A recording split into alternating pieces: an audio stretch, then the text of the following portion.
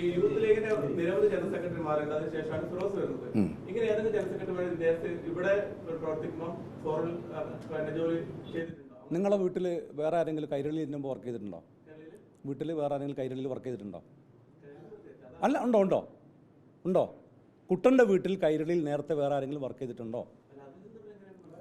നിങ്ങൾ കൈരളി, നിങ്ങളെ വീട്ടിൽ നിന്ന് ഒരാൾ കൈരളിയിൽ വർക്ക് ചെയ്താലും മാത്രമേ യൂത്ത് ലീഗിൻ്റെ മുമ്പത്തെ ഭാരവാഹികൾ എമ്മി നടത്തിയിട്ടുണ്ടോ?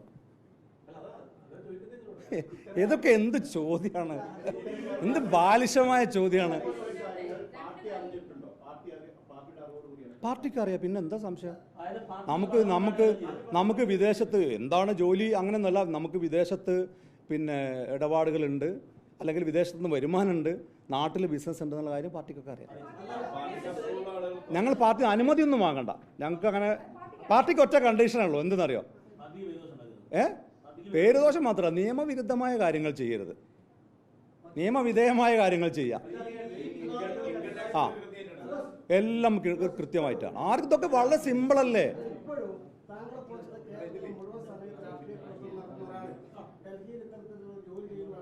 ഡൽഹിയിലല്ല, ദുബായിൽ. ആ, ഇതൊക്കെ ചെയ്യണം ഞങ്ങളുടെ പാർട്ടിയിൽ. ഞാൻ മാത്രമല്ല. അവിശ്വസിക്കാനാണോ വിശ്വസിക്കാനാണോ?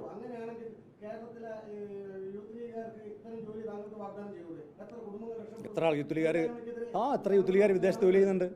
ഞങ്ങൾ യൂത്ത് ലീഗിൻ്റെ ഒരുപാട് ആൾക്കാർ വിദേശത്ത് ജോലി ചെയ്യുന്നുണ്ട്, ഒരുപാട് പ്രവർത്തകർ ജോലി ചെയ്യുന്നുണ്ട്. അപ്പോൾ എന്നെക്കുറിച്ചുള്ള ആശയം വന്നാൽ ഇത് ഇടക്കിടക്ക് വിദേശത്ത് പോകുന്നുണ്ടെന്നല്ലേ? എന്താണ് ഇത് ഇടക്കിടക്ക് വിദേശത്ത് പോകുന്നത് എന്തിനാ? കോടികൾ ബിസിനസ് നടത്തുന്നല്ലേ? അല്ല, വരുമാനം എത്ര ഉണ്ടെന്ന് ഞാൻ പറഞ്ഞില്ലല്ലോ. എനിക്ക് അത്യാവശ്യം വരുമാനം ഉണ്ട് ജീവിക്കാനുള്ള. അതായത് അത് ഞാൻ പറഞ്ഞുതരാം, ഇതുകൊണ്ട് പറയാം. ഒരു മിനിറ്റ് റിയാസ് ഭായി, അതായത് ഒരു മിനിറ്റ്. ഇപ്പോൾ യൂത്ത് ലീഗിൻ്റെ കമ്മിറ്റി എന്നുള്ള നിലയ്ക്ക് എനിക്ക് വേണമെങ്കിൽ, ഇപ്പോൾ എനിക്ക് ഞാൻ ഒരു ഡെയിലി ഒരു 1500-2000 രൂപക്ക് ഫ്യൂൽ അടിക്കുന്ന ആളാണ്. എനിക്ക് വേണമെങ്കിൽ പാർട്ടിയിൽ നിന്ന് എനിക്ക് എടുക്കാം. ഞാനൊരു നയാ പൈസ പോലും പാർട്ടിയിൽ നിന്ന് എടുക്കുന്നില്ല, എൻ്റെ സ്വന്തം വരുമാനത്തിൽ നിന്നാണ്. അതുകൊണ്ട് എൻ്റെ പാർട്ടി സഹപ്രവർത്തകരോട് എനിക്ക് പറയാനുള്ളത്, എല്ലാവർക്കും കഴിഞ്ഞോളൊന്നുമില്ല, പക്ഷേ പാർട്ടി പ്രവർത്തകർ രാഷ്ട്രീയം ജീവിതമാർഗമാക്കരുത്. തൊഴിൽ ചെയ്യണം, അല്ലെങ്കിൽ ബിസിനസ് ചെയ്യണം. നിയമവിരുദ്ധമായ കാര്യങ്ങൾ നിങ്ങൾ ചെയ്യരുത്. നിയമവിരുദ്ധമായ കാര്യങ്ങൾ ഏതെങ്കിലും ആക്ഷേപം ഉന്നയിക്കുമെന്ന് പേടിച്ചിട്ട് ഇപ്പോൾ ഇനി രാഷ്ട്രീയക്കാർ ഇപ്പോൾ പിന്നെ MLA-മാരാവട്ടെ ജനപ്രതിനിധികളാവട്ടെ ആർക്കും രാഷ്ട്രീയ ബിസിനസ് ആക്കാതെ അവരൊക്കെ തൊഴിൽ ചെയ്ത് അല്ലെങ്കിൽ ബിസിനസ് ചെയ്ത് വരുമാന മാർഗം ഉണ്ടാക്കുന്നതാണ് അന്തസ്സ്. അതൊരു തെറ്റാണ്, അല്ലെങ്കിൽ അതൊരു മോശം കാര്യമാണ് എന്നാരെങ്കിലും പറഞ്ഞാൽ സമ്മതിച്ചു തരാൻ തൽക്കാലം നിവൃത്തിയില്ല. കൃത്യമായ സോഴ്സ് ഉണ്ട്.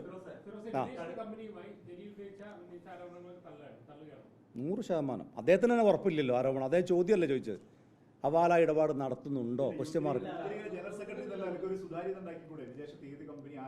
അദ്ദേഹം തന്നെ പറഞ്ഞില്ലേ? അതൊക്കെ അതിനകത്തില്ലേ? അദ്ദേഹം തന്നെ പറഞ്ഞില്ലേ? എന്തിനാണ് ഞാനിത് പറയണത്? ഇത് പറയണത് എന്തിനാണെന്ന് ചോദിച്ചു. പറയാത്തത് എന്തുകൊണ്ടെന്ന് വെച്ചാൽ, നീ ഇവരൊക്കെ പോയി ഭീഷണിപ്പെടുത്താം. എൻ്റെ ഒരു പാർട്ട്ണറെ വീടിൻ്റെ പരിസരത്ത് ഇദ്ദേഹം പോയി എന്ന് പറഞ്ഞാൽ നിങ്ങൾ വിശ്വസിക്കുമോ? വീടിൻ്റെ പരിസരത്ത് പോയി നിൽക്കുക, എന്നിട്ട് ആടെ കാണുന്ന ആൾക്കാരോടൊക്കെ ഇവനെന്താ പരിപാടി, ഇവനെന്താ ചെയ്യുന്നത്, എന്തൊരു എന്നിട്ട് ഞാനതൊക്കെ പറയണമെന്ന് പറയുന്നത് ഞാൻ ചോദിക്കുന്നത്, KT ജലീൽ ഭരണത്തിൻ്റെ ഭാഗമായി നിൽക്കുന്ന ഒരാളല്ലേ? ഫേസ്ബുക്കിൽ ഇങ്ങനെ പോസ്റ്റ് ഇടലും പത്രസമ്മേളനം നടത്തലാണോ ചെയ്യേണ്ടത്? ഞാൻ നിയമവിരുദ്ധമായിട്ടുള്ള എന്തെങ്കിലും കാര്യം ചെയ്യുന്നുണ്ടെങ്കിൽ അത് അന്വേഷണ ഏജൻസികൾ കൈമാറി എന്നെ എത്രയും പെട്ടെന്ന്, അതല്ലേ ഹീറോയിസം? പക്ഷേ ഒറ്റ കണ്ടീഷനുണ്ട് അദ്ദേഹത്തോട് എനിക്ക് പറയാനുള്ളത്. ഇപ്പോൾ എനിക്ക് യൂത്ത് ലീഗിൻ്റെ ദേശീയ കമ്മിറ്റി നടത്തിയ പിരിവ്, ദേശീയ കമ്മിറ്റിയുടെ അക്കൗണ്ടിലേക്ക് വാങ്ങിയ പണം, അതിൻ്റെ പേരിൽ സംസ്ഥാന ജനറൽ സെക്രട്ടറിയായ എൻ്റെ പേരിൽ ഇവർ സ്വാധീനം ചെലുത്തി കേസെടുപ്പിച്ചു. അവസാനം ഞാൻ സ്വാഗതം ചെയ്തു. നിങ്ങളൊക്കെ മാധ്യമപ്രവർത്തകരൊക്കെ വന്നാൽ ഞാൻ ആ കേസ് അന്വേഷണത്തെ സ്വാഗതം ചെയ്തു. അവസാനം പോലീസ് കേസ് അന്വേഷിച്ചപ്പോൾ എന്തായി? രാഷ്ട്രീയ പ്രേരിത എന്ന് പറഞ്ഞ് തള്ളി. അപ്പോൾ പോലീസിനെ ട്രാൻസ്ഫർ ചെയ്യരുത്.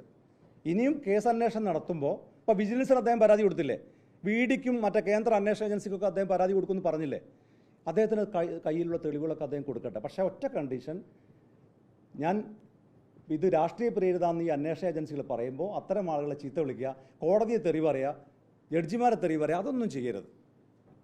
അത്ര കണ്ടീഷനെ, ആ ഒരു കണ്ടീഷൻ എനിക്കുള്ളൂ. പക്ഷേ അതൊക്കെ ആക്ഷേപം ഉന്നയിച്ചാലും, എൻ്റെ പാർട്ട്ണർമാരെ ഭീഷണിപ്പെടുത്തിയാലും, എനിക്ക് കടം തന്ന ആളെ തെറി വിളിച്ചാലും, ഫേസ്ബുക്കിൽ എത്ര തവണ അദ്ദേഹം പോസ്റ്റ് ഇട്ടാലും, എൻ്റെ സ്ഥാപനങ്ങൾ മുമ്പ് പോയിട്ട് കോമാളിത്തരം കാണിച്ചാലും അദ്ദേഹത്തിൻ്റെ അഴിമതി പുറത്തു കൊണ്ടുവരാതിരിക്കില്ല. അതിൻ്റെ തെളിവുകൾ പുറത്തു വിട്ടിരിക്കും. ജോബ് കാർഡ് ഉണ്ട് എന്നാണ് പറയുന്നത്. അതിനു മുമ്പ് നിങ്ങൾക്ക് ജോബ് കാർഡ് ഉണ്ടായിരുന്നോ? അങ്ങനെയെങ്കിൽ നിയമസഭാ തെരഞ്ഞെടുപ്പുമായി ബന്ധപ്പെട്ട് അതിന്റെ ചേർത്തിരുന്നോ? അത് ഞാൻ ചോദിക്കട്ടെ, ഇതൊക്കെ ഉണ്ടെങ്കിൽ നടപടി എടുക്കണമെന്നേ. ഞാൻ അഫിഡവിറ്റിൽ കൊടുത്ത കാര്യങ്ങളൊക്കെ പൂർണ്ണമായിട്ടും ശരിയായ കാര്യങ്ങളാണ്. വസ്തുതാവിരുദ്ധമായിട്ടുള്ള ഒരു കാര്യം ഞാൻ ചെയ്തിട്ടില്ല. ഉണ്ടെങ്കിലല്ലേ കൊടുക്കേണ്ടതുള്ളൂ. 2021 ഞാൻ വസ്തുതാവിരുദ്ധമായിട്ടുള്ള ഒന്നും അഫിഡവിറ്റിൽ കൊടുത്തിട്ടില്ല. അദ്ദേഹത്തിന് എന്തെങ്കിലും തെളിവുണ്ടെങ്കിൽ വളരെ സിമ്പിളല്ലേ? അല്ലാന്ന് ഞാൻ ചോദിക്കുന്നത്, ഉണ്ടെങ്കിൽ അദ്ദേഹം തെളിയിക്കട്ടെ. എനിക്കതിന് മുമ്പ് ജോബ് കാർഡുണ്ട്. പക്ഷേ ഞാൻ നിയമസഭയിൽ മത്സരിക്കുന്ന സമയത്ത് ഞാൻ അത് അഫിഡവിറ്റിനകത്ത് കൊടുത്ത കാര്യങ്ങളൊക്കെ പൂർണ്ണമായും സത്യമായ കാര്യമാണ്. ഞാൻ നിയമസഭയിൽ മത്സരിക്കുന്ന സമയത്ത് എനിക്ക് ജോബ് കാർഡില്ല. അതിന് മുമ്പുണ്ടായിരുന്നു. ആ സമയത്ത് മാത്രമല്ല, അതിനൊക്കെ കുറച്ചധികം കൃത്യമായ വർഷം കുറേ അധികം മുമ്പാണ്.